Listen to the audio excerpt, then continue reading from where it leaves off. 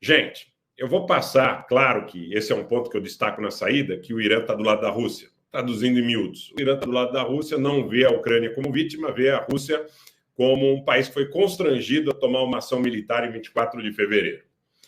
Bom, eu quero dizer o seguinte, existe um comunicado comum, inclusive veiculado pela RIA Novosti, pela agência russa, que tanto Raisi, como Putin, como Erdogan adotaram uma declaração conjunta após a reunião sobre a Síria. Na realidade, a reunião é a 7ª rodada do encontro dos três que versam aí sobre o que está acontecendo na Síria desde 2011.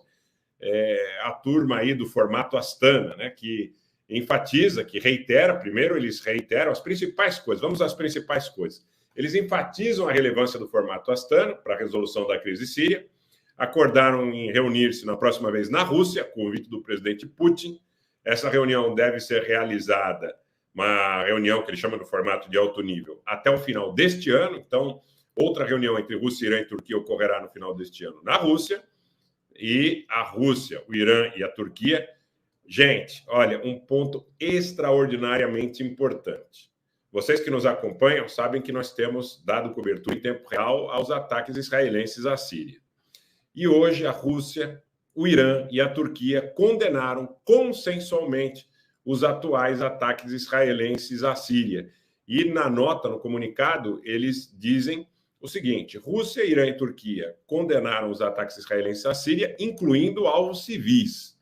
Vejam a importância desse comunicado neste aspecto da situação Israel-Síria.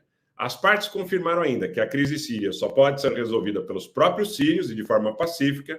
Tentativas rejeitadas de criar novas realidades no terreno na Síria, rejeita todas as acusações e sanções unilaterais contra a Síria, confirmam a intenção de combater os terroristas na Síria, que aí operam sob diferentes nomes. As partes revisaram a situação em Idlib e concordaram em continuar os esforços para normalizar a situação nesta zona. Idlib é onde estão concentrados a maior parte dos rebeldes aí vinculados à Turquia, tá, pessoal? Só para que a coisa fique clara no sentido de qual o motivo deles terem citado aí a questão da província noroeste de Idlib. Bom, tem muita coisa também que eles não concordaram.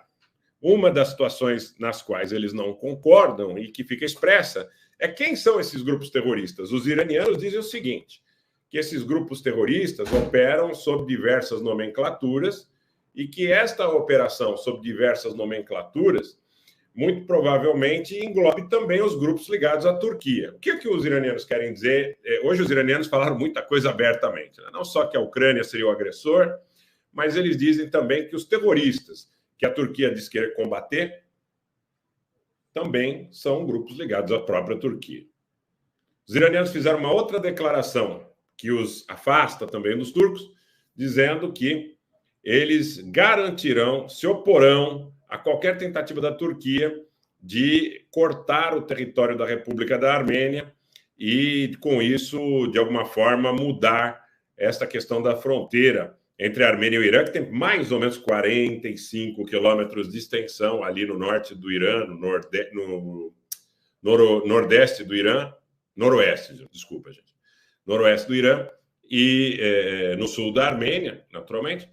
E os iranianos disseram que se opõem a qualquer mudança dessas fronteiras e disseram aos turcos que não façam essa iniciativa, que nem os turcos nem os azeris tomem essa iniciativa, porque os iranianos se oporão e dizem que a fronteira com a República da Armênia é uma fronteira milenar e importante aí para suas rotas comerciais e para os seus negócios.